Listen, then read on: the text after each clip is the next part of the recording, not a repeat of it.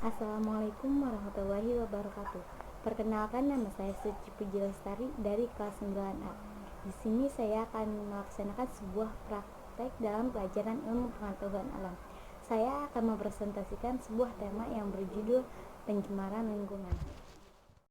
Kawan-kawan, pencemaran lingkungan yaitu kontaminasi komponen fisik dan biologis sehingga lingkungan dapat terganggu.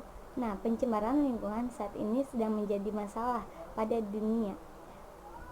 Memang apa saja sih pencemaran lingkungan itu? Pencemaran lingkungan ada 4. Pertama, pencemaran udara, air, tanah, dan suara. Pertama, pencemaran air. Pencemaran air ini disebabkan oleh limbah pabrik yang sengaja dibuang ke sungai ataupun ke parit. Yang kedua, ada pencemaran suara.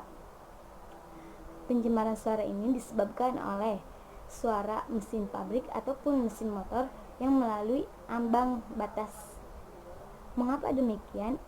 Itu akan mengakibatkan rusaknya pendengaran. Yang ketiga yaitu pencemaran tanah. Mengapa pencemaran tanah menjadi suatu masalah? Karena seseorang membuang minyak sembarangan kepada tanah. Yang keempat, ada pencemaran udara. Apa yang menyebabkan pencemaran udara itu? Yakni adanya asap dari pabrik, asap rokok, dan yang paling berbahaya yaitu asap dari kebakaran hutan. Nah, mari kita kurangi pencemaran lingkungan di sekitar lingkungan kita. Apa sih yang dimaksud dengan pencemaran lingkungan? Pencemaran lingkungan merupakan segala sesuatu baik berupa bahan-bahan fisika maupun kimia yang dapat mengganggu keseimbangan ekosistem. Menurut Undang-Undang RI Nomor 23 Tahun 1997, pencemaran lingkungan adalah masuknya atau dimasukkannya makhluk hidup, zat, energi, atau komponen lain ke dalam lingkungan hidup oleh kegiatan manusia sehingga kualitasnya turun sampai ke tingkat tertentu yang menyebabkan lingkungan hidup tidak dapat berfungsi sesuai dengan peruntukannya. Bahan yang dikatakan zat asing atau disebut polutan jika bahan tersebut memiliki kadar yang melebihi batas kadar normal atau di ambang batas, berada pada waktu yang tidak tepat, dan berada pada tempat yang tidak semestinya. Pencemaran lingkungan dapat dibagi menjadi 4, yaitu pencemaran air, pencemaran tanah, pencemaran udara, dan pencemaran suara. Pencemaran air. Pencemaran air adalah masuknya bahan pencemar ke dalam air yang berasal dari limbah industri, limbah rumah tangga, dan lain-lain. Apa sih dampak dari pencemaran air? Dampaknya adalah timbulnya koloid, endapan, dan bahan terlarut. Perubahan derajat keasaman, perubahan warna, bau, dan juga rasa, serta terjadinya eutrofikasi. Pencemaran tanah. Bahan pencemar tanah dibedakan menjadi 2, yaitu biodegradable dan non-biodegradable. Sedih ya, ternyata banyak sekali sampah yang tidak diolah dengan baik sehingga tanah menjadi tercemar. Oh, ternyata ini loh komponen polutan tanah. Pencemaran udara. Apa itu pencemaran udara?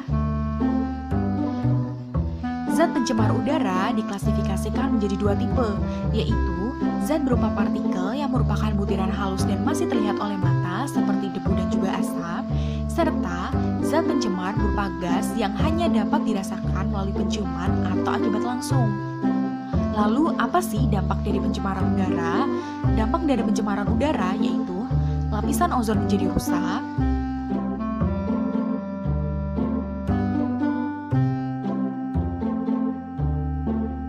pemanasan global,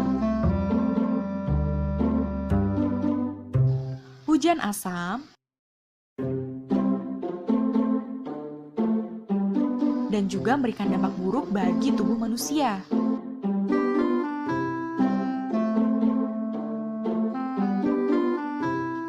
Pencemaran suara. Pencemaran suara atau yang biasa kita sebut dan kenal sebagai suara bising. Tinggi rendahnya suara diukur dengan satuan desibel. Sumber suara yang menghasilkan suara lebih dari 80 desibel akan mengganggu kesehatan manusia. Nah, sekarang kita akan membahas mengenai upaya apa saja yang bisa kita lakukan untuk mengatasi pencemaran lingkungan. Yang pertama, upaya yang bisa kita lakukan untuk mengatasi pencemaran air, yaitu mengolah limbah industri sebelum dibuang ke perairan, tidak membuang sampah sembarangan, tidak membuang sisa pestisida ke perairan, secara rutin membersihkan perairan, serta menggunakan sabun ataupun deterjen yang dapat terurai di lingkungan. Yang kedua, upaya untuk mengatasi pencemaran tanah. Membuang sampah sesuai dengan golongannya, apakah sampah itu termasuk sampah organik atau anorganik. Memanfaatkan sampah organik sebagai pupuk kompos. Menggunakan kembali sampah yang tidak terurai. Membuang sampah pada tempatnya. Mengurangi penggunaan pestisida buatan. Mengolah limbah industri sebelum dibuang ke lingkungan, serta melakukan penyuluhan kepada masyarakat mengenai pencemaran lingkungan. Yang ketiga, upaya untuk mengatasi pencemaran udara, yaitu lokalisasi kawasan industri, tidak membakar sampah di pekarangan, mengurangi penggunaan produk atau barang yang mengandung CFC, pembuatan taman kota dan juga jalur hijau, mengurangi penggunaan bahan bakar fosil, mengharuskan pabrik untuk menggunakan filter gas, mencegah penebangan hutan yang tidak disertai dengan reboisasi, serta menggunakan bahan bakar alternatif yang ramah lingkungan. Yang terakhir, upaya untuk mengatasi polusi suara. Membuat dinding yang kedap suara, menanam tumbuhan untuk meredam suara,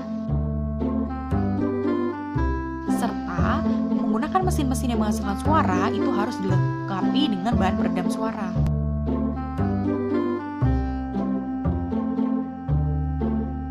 Jadi, pesan yang dapat dipetik setelah melihat video pembelajaran kali ini yaitu jangan tukar kelestarian lingkungan kita dengan kepentingan kita pribadi. Jika kita melestarikan alam, maka suatu saat nanti kita atau generasi penerus kita juga yang akan menikmati hasilnya.